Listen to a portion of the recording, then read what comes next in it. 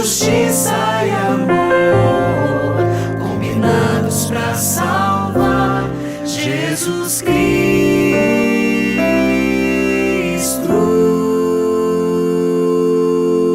Lições do Santuário. Verdade presente. Na lição anterior, vimos que Deus queria seu povo no meio dos continentes habitados da época, porque eles dariam ao mundo o Messias. Deus queria transformar aquela massa de gente em nação e faltava a sede do governo central. Então Deus faz um pedido a Moisés. Deus diz: "E me farão um santuário para que eu possa habitar no meio deles." No meio. Desde o Éden, o Criador deseja estar no meio dos seus filhos. Eu gosto tanto disso. E Moisés seguiu direitinho as orientações divinas na construção do santuário. Tanto que no início do segundo ano do Êxodo, tudo estava pronto para que o povo viajante tomasse posse da terra tão sonhada, Canaã. Depois de assentados na terra de Canaã, cerimônias diárias e anuais deveriam começar regularmente ao redor do santuário. De acordo com o livro de Levítico, as cerimônias diárias eram sacrifícios realizados toda manhã e toda tarde, e as cerimônias anuais eram as 7 festas: Páscoa, Pães Asmos, Primícias, Pentecostes, Trombetas, Expiação e Tabernáculos. Usando as iniciais de cada festa, temos PPPPPET. Agora imagine comigo uma cerimônia diária. Todos os dias, pela manhã e pela tarde, o sacerdote sacrifica um cordeiro e borrifa seu sangue ao redor do altar de sacrifícios. Simultaneamente, no lugar santo, outro sacerdote oferece incenso diante do altar e, ajoelhado diante do altar, ora por si mesmo e pelo povo. Todos os dias, no encerramento da cerimônia diária, o sumo sacerdote, vestido das vestes douradas, caminha até o pátio e profere a bênção sacerdotal, com as mãos estendidas sobre os presentes. As cerimônias diárias beneficiavam a nação como um todo. Seria uma expiação temporária até que cada pessoa pudesse ir ao santuário resolver o seu problema pessoalmente com Deus. Agora vamos ver o pedido de perdão individual. No conjunto das cerimônias diárias, havia também pedidos de perdão individual. Imagine que aqui nesta tenda está alguém buscando perdão. Essa pessoa pega um cordeirinho macho do seu rebanho, de 1 ano de idade, sadio, criado como um bichinho de estimação, e o leva à porta do santuário. Diante do sacerdote, com a mão sobre a cabeça da oferta, o pecador confessa seus pecados a Deus, que transfere esses pecados para a vítima. Com a ajuda do sacerdote, sacrifica o cordeiro. O sacerdote aplica o sangue nas pontas do altar e também nas bases do altar de sacrifícios, transferindo simbolicamente os pecados confessados para o santuário. Eventualmente, quando o pecado fosse de um sacerdote ou da nação inteira, por exemplo, a vítima seria um novilho. E a dinâmica era diferente. O sangue do novilho era levado pelo sacerdote para dentro do lugar santo e aplicado no altar de incenso. Olha, um detalhe importante: na maioria das vezes, o sangue que contaminava o santuário era aplicado no altar de sacrifícios que ficava no pátio. Em situações específicas, o sangue era aplicado no lugar santo. Após a cerimônia, o pecador voltava para casa em paz. Seus pecados haviam sido transferidos para o santuário e o pecador se sentia totalmente perdoado e em paz. Você já imaginou essa cerimônia acontecendo todos os dias no santuário? O que você acha que acontecia com o santuário, hein? Precisava ser purificado, não acha? Pois havia um dia especialmente para a purificação. Era um dia de festa, a festa mais importante do calendário religioso judaico. A festa da expiação. Vamos falar mais sobre essa festa mais para frente. Retomando as 7 festas de Israel, em Levítico 23 temos as datas de cada uma delas. Levítico 23, verso 5 diz: no primeiro mês, aos 14 do mês, no crepúsculo da tarde, é a Páscoa do Senhor. Verso 6. E aos 15 dias deste mês é a festa dos pães asmos. Verso 12 diz que a festa das primícias seria no dia imediato ao sábado, ou no dia imediato ao primeiro dia da festa dos pães asmos. Verso 16 diz: contareis 50 dias. Então, após 50 dias da festa das primícias, seria a festa de Pentecostes. No verso 24, temos a data da festa das trombetas, no mês 7º ao 1º do mês. O verso 27 diz: mas aos 10 deste mês 7º será o dia da expiação. E no verso 34, a data da festa dos tabernáculos. Aos 15 dias deste mês 7º será a festa dos tabernáculos. Você não acha interessante que Deus tenha envolvido o Evangelho eterno em festas? Eu sempre achei isso tão curioso. Essas festas apontavam originalmente, primariamente, para eventos históricos importantes relacionados à história de Israel, ou para eventos importantes do ciclo agrícola de Israel. Por exemplo, Páscoa e pães asmos chamavam a atenção para a libertação do povo da escravidão do Egito. Primícias era a festa da cevada. Esse era o primeiro cereal que amadurecia e os adoradores levavam uma amostra até o templo. A festa de Pentecostes era aquela festa em que acontecia 50 dias depois da anterior. Era a festa das semanas, porque eram contadas 7 semanas desde a anterior, e nessa festa eram apresentados também os primeiros grãos do trigo. Mas além desse significado primário, havia também a aplicação antitípica de cada festa, cumprimento em Jesus Cristo. Se Páscoa e pães asmos, em sentido primário, chamavam a atenção para a libertação da escravidão do povo de Deus do Egito, essas mesmas festas apontavam em sentido antitípico para a grande libertação que a humanidade receberia com a morte de Cristo na cruz. Lembre-se que essas festas estão relacionadas a profecias de tempo da Bíblia e por isso elas precisam ser entendidas em sua precisão matemática. Agora, preste bem atenção, porque tem um jeito equivocado de se entender a Páscoa. É quando se raciocina assim, veja. O Cordeiro Pascal era morto no dia 14 do primeiro mês. O Cordeiro Pascal representa Jesus. Logo, Jesus morreu na sexta-feira 14. Mas se seguirmos essa linha de raciocínio, Jesus precisaria morrer também no dia 10 do 7º mês, porque o bode para o Senhor representava Jesus e morria nesse dia. O mesmo caso com os bois, carneiros, novilhos, que também eram sacrificados em diferentes dias e representavam Jesus. Olha, tudo isso é para dizer que Jesus não morreu no dia 14 de Nissan.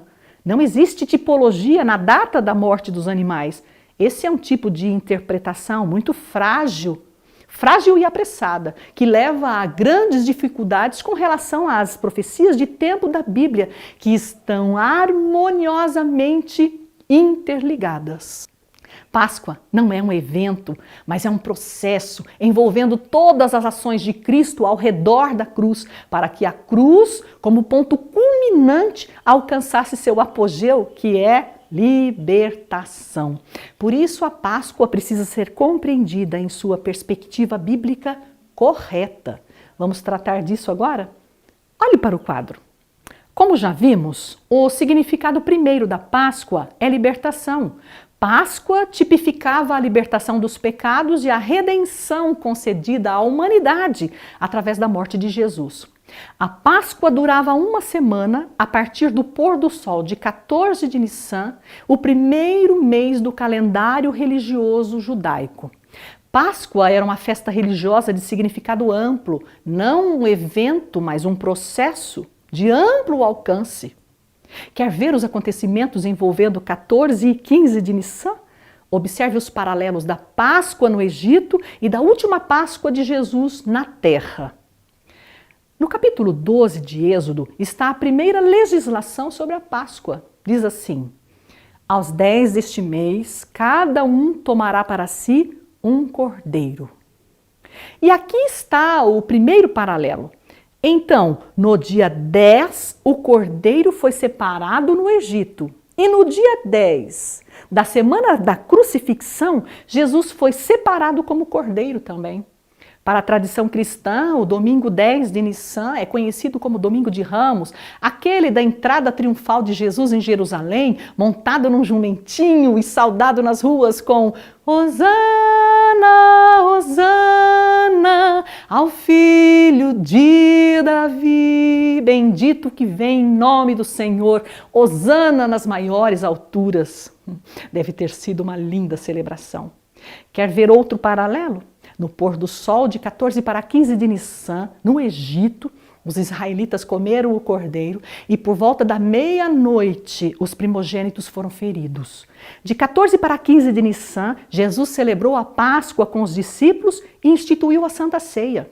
Jesus disse: tenho desejado ansiosamente comer convosco esta Páscoa antes do meu sofrimento. Então Jesus come a Páscoa com os discípulos antes da cruz. Em seguida, cantam um hino e saem para o Monte das Oliveiras. E então Jesus diz uma estranha frase: esta noite todos vós vos escandalizareis comigo, porque está escrito: ferirei o pastor e as ovelhas do rebanho ficarão dispersas. Os discípulos não entenderam nada. Mas eram palavras do profeta Zacarias relacionadas a Cristo. Zacarias profetizou mais. Olharão para aquele a quem traspassaram, pranteá-lo-ão como quem pranteia por um unigênito, e chorarão por ele, como se chora pelo primogênito. Jesus diz que alguém seria traspassado e que chorariam por essa pessoa como pelo primogênito. Mas Jesus não estava se referindo à cruz, porque ele disse que logo mais naquela quinta-feira à noite, os discípulos se escandalizariam com ele e que se dispersariam. É que Jesus se referia ao Getsêmani. Quando Jesus tomou sobre si os pecados da humanidade no Getsêmani, ali aconteceu a separação entre ele e o Pai, por causa dos nossos pecados, que foram colocados sobre ele como nosso substituto. Pouco depois, é ali no Getsêmani que os discípulos ficam aterrorizados com a prisão de Jesus e então se dispersam. Por volta da meia-noite de 14 para 15 de Nissan, Jesus foi ferido no Getsêmani como pastor e como primogênito, exatamente como profetizado por Zacarias. Vamos ver mais um paralelo? No dia 15, no Egito, acontece a libertação do povo. Partiram, pois, de Ramsés no 15º dia do primeiro mês. E no dia 15 de Nissan, em Jerusalém, aconteceu a libertação da humanidade na cruz do Calvário. Observe a sequência dos acontecimentos no quadro. Dia 10 foi o domingo da entrada triunfal de Jesus em Jerusalém e era Cristo o Cordeiro sendo separado. Logo, temos segunda-feira 11, terça-feira 12, quarta-feira 13, quinta-feira 14 e sexta-feira 15 de Nissan. No pôr do sol de 14 para 15, Jesus instituiu a Santa Ceia. Era Cristo o Cordeiro sendo comido. Pouco depois, naquela mesma noite de quinta-feira, de quinta para sexta-feira, Cristo vai com os discípulos até o Getsêmani e recebe sobre si os pecados da humanidade. Era Cristo o primogênito sendo ferido. Na tarde de sexta-feira, 15 de Nissan, Jesus morreu. Era Cristo o maldito na cruz. No domingo 17, Jesus ressuscitou. Era Cristo a primícia dos que dormem. Quando Paulo se refere à Páscoa, ele diz assim: Cristo, a nossa Páscoa, foi sacrificado por nós. Falando sobre a Páscoa, Paulo não nos leva necessariamente para a cruz. Mas quando Paulo fala sobre a cruz, ele usa palavras tão duras. Cristo nos resgatou da maldição da lei, fazendo-se Ele próprio maldito em nosso lugar, porque está escrito: maldito todo aquele que for pendurado em madeiro. Uau! Na cruz, Jesus é maldito, porque pecado é coisa séria. Pecado mata. Pecado precisa ser confessado, abandonado e então esquecido. Não admira que antes da cruz o sistema de perdão estivesse completamente relacionado a sacrifícios de animais e ao derramamento de sangue, e que Deus providenciasse uma forma de perdão para todo e qualquer pecado confessado. Bom, graças à cruz, hoje eu e você não precisamos mais sacrificar cordeiros para receber perdão pelo pecado, mas pecado continua mortífero, letal mesmo. O santuário. Deus queria que o santuário na terra funcionasse como um grande celeiro que providenciasse alimento material e espiritual a quem passasse por ele. Deus queria o santuário no meio dos continentes habitados da época, no meio. Deus queria o santuário no meio de Canaã, entre Europa, Ásia e África, para evangelizar o mundo com o evangelho eterno, porque aquela nação daria ao mundo Messias. Então os adoradores viajariam até o santuário nas festas anuais e ali deixariam sua oferta, parte de sua produção de gado, grãos, cereais. E as ofertas também serviriam para a manutenção do santuário e do meio do povo. Deus acompanharia a vida da nação emergente, perdoando os seus pecados e abençoando-os ricamente. As 7 festas PPPPTET deveriam ser celebradas ao redor do santuário a partir do momento que o povo estivesse instalado na terra de Canaã como nação. E depois, então, quando se espalhassem pela terra, eles teriam festas fixas para se encontrarem em família e para celebrar ao Senhor, mantendo-se unidos entre si e mantendo unidade teológica. Em todos os encontros festivos devia haver adoração com louvores e comida, estudo dos textos sagrados, momento de preces com pedidos e agradecimentos, doação de ofertas. Consegue imaginar que nação maravilhosa seria aquela? E vamos voltar a falar sobre a Páscoa novamente? A primeira Páscoa foi celebrada no crepúsculo da tarde da saída do povo do Egito para Canaã. Após a Páscoa, partiram. Sobre a segunda Páscoa, temos bastante informações. O tabernáculo estava prontinho. Era o primeiro mês do segundo ano e Deus falou a Moisés no deserto do Sinai. Celebrem os filhos de Israel a Páscoa no dia 14 deste mês. Então a nuvem se ergueu de sobre o tabernáculo da congregação. Ali estava aquela nuvem maravilhosa e os filhos de Israel se puseram em marcha a partir do deserto do Sinai no exato dia 15 do primeiro mês. Estava na hora, tinha chegado a hora para aquela nação. Ali estava a sede do governo teocrático e a nação emergente acampada ao redor. O exército organizado de acordo com as orientações divinas. As bandeiras representando cada tribo. A arca da aliança que guardava os 10 mandamentos, mandamentos eternos escritos com a própria mão de Deus. Estava na arca, os 10 mandamentos, tudo prontinho. Tinham aquela nuvem que se movia e assumia contornos, aquela nuvem que assumia nuances.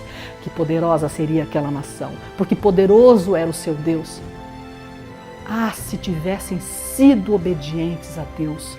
Mas vamos vê-los celebrando a Páscoa de novo, somente 38 anos depois. Moisés não entra com o povo nas terras de Canaã, é Josué quem o faz. Ele assume a liderança e monta o velho tabernáculo. As 7 festas que deveriam finalmente acontecer regularmente não foram regulares. O velho tabernáculo, construído por Moisés, permaneceu em pé ainda por 500 anos. Só depois de todo esse tempo foi construído o templo do rei Salomão, que sobreviveu por mais 350 anos, à base de saques dos utensílios sagrados e encerramento das atividades por parte de maus reis que se sucediam. No ano 586 a.C., o Templo de Salomão foi destruído pelo rei Nabucodonosor do Império Babilônico. Dessa vez, ele leva o restante daquele povo, aquele povo tirado do Egito por Deus, que deveria ficar nas terras de Canaã, no meio dos continentes habitados da época. Nabucodonosor os leva para o cativeiro babilônico. Que pena! Perderam a oportunidade de conhecer o Evangelho eterno muito antes da cruz e evangelizar o mundo sobre o Cordeiro de Deus. Depois dos 70 anos do cativeiro babilônico, o povo voltou para casa, para as terras de Canaã. Mas a Arca da Aliança, que foi escondida numa caverna quando Nabucodonosor invadiu Jerusalém, jamais foi encontrada. Perto do tempo do nascimento de Jesus na terra, Herodes o Grande reconstruiu o templo por cima das ruínas do antigo templo de Salomão. O templo de Herodes foi o templo mais glorioso de todos. E você sabe por quê? Está escrito na Bíblia. Gosto muito da tradução em espanhol, que diz assim: a glória desta última casa será maior do que a primeira, diz o Senhor dos Exércitos. Encherei esta casa de glória, porque virá o desejado de todas as nações. Claro que esse foi o templo mais importante de todos. Ali Jesus pisou os seus santos pés. Isso me impressiona tanto que o próprio Criador, o desejado de todas as nações, esteve conosco no meio de nós. Isso é amor, amor desse Deus surpreendente. Certamente Ele tomou sobre si as nossas enfermidades e as nossas dores levou sobre si. E nós o reputávamos por aflito, ferido de Deus e oprimido. Percebe quanto amor tem Jesus pela humanidade? Quanto amor tem Jesus por você? Entre pela fé no santuário celestial e descanse no Senhor.